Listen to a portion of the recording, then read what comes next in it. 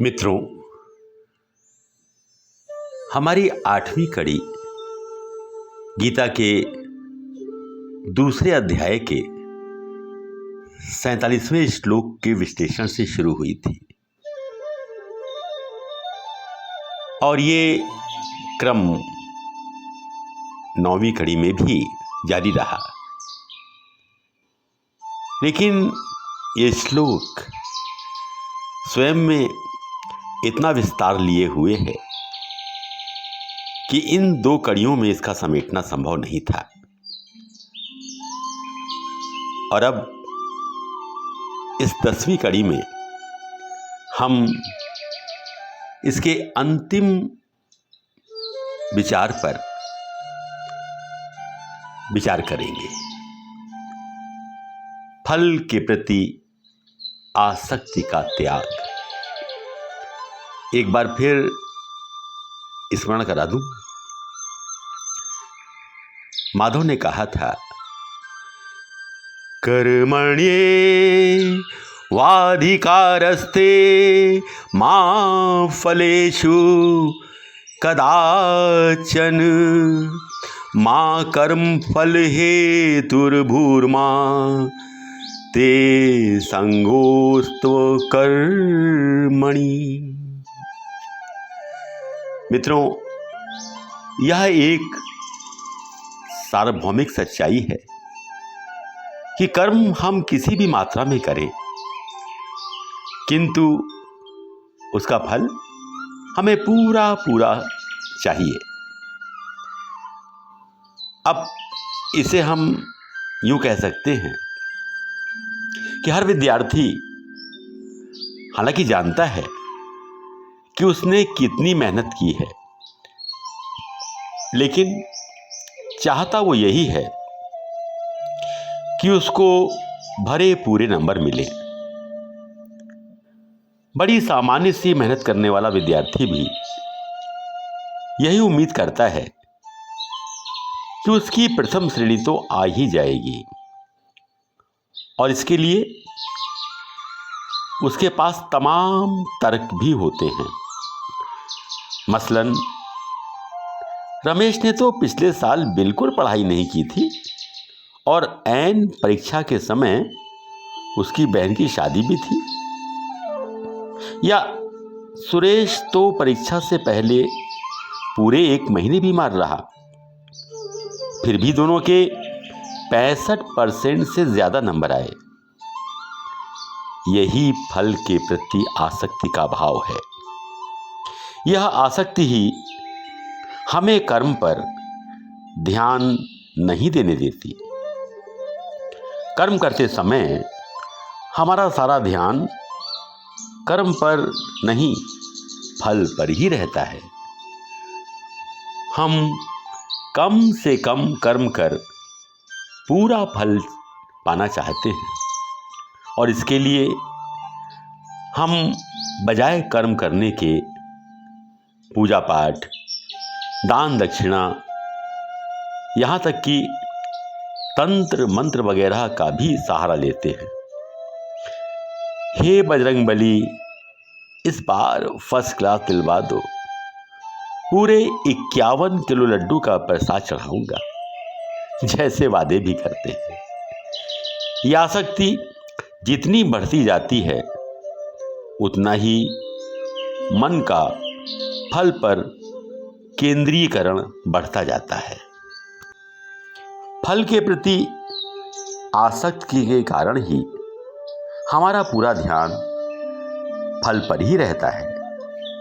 हम फल पाने के बाद अपनी उस उपलब्धि का क्या क्या और कैसे कैसे उपभोग करेंगे, हमारा मन इसी उधेड़-बुन में फंसा रहता है। हम इसी फल और उसके बाद के जीवन में इतना डूब जाते हैं कि कभी कभी हमारे कर्म और उन्हें करने का श्रम भी नष्ट हो जाता है। आपको वो शेख चिल्ली वाली कहानी तो याद होगी ही, जिसमें शेख चिल्ली महोदय ने अंडों की टोकरी को एक स्थान से दूसरे स्थान पर पहुंचाने का काम ले लिया। बदले में फलस्वरूप उन्हें 1 रुपया मिलना था।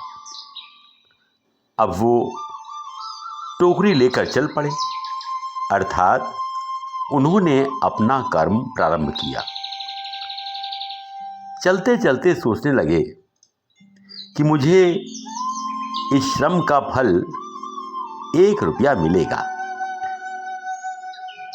उससे मैं इसी में से 10 अंडे खरीद लूंगा।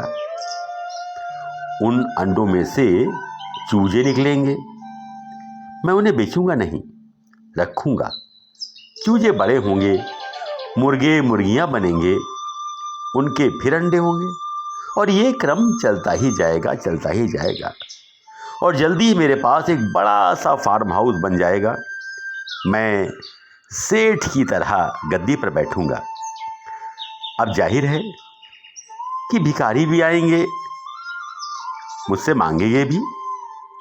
अब इतनी मेहनत से कमाया हुआ पैसा क्या मैं उन्हें दे दूंगा? नहीं, मैं उन्हें एक धक्का दूंगा और कहूंगा, निकल जाओ, खबरदार जो दोबारा आए। ऐसा सोचते सोचते उन्होंने जो धक्का दिया तो लड़खड़ा गए और अंडों की टोकरी नीचे गिर पड़ी।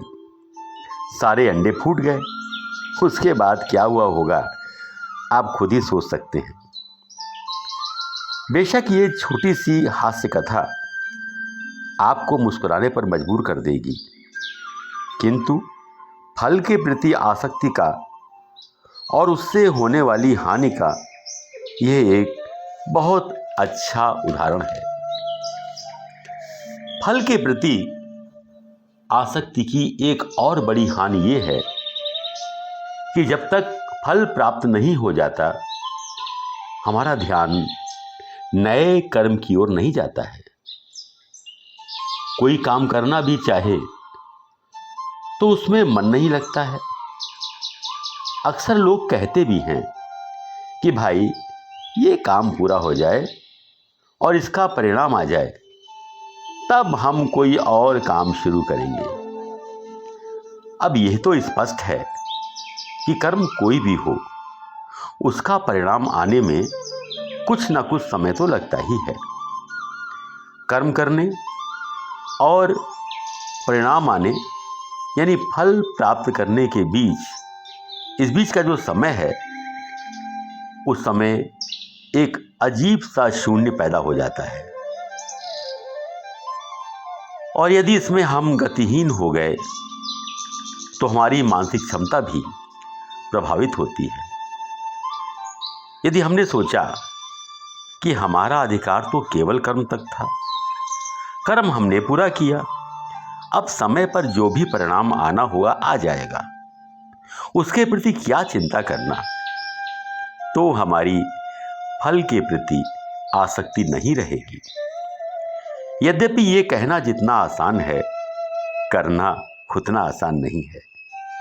यह भी एक प्रकार की साधना है, किंतु इस साधना के परिणाम अर्थात फल की आसक्ति से मुक्त हमें तमाम सारी कुंठाओं और अवसाद से भी मुक्ति के मार्ग की ओर ले जाएगी। इसी कारण योगेश्वर श्री कृष्ण ने कहा कि फल के प्रति आसक्ति का त्याग आवश्यक है।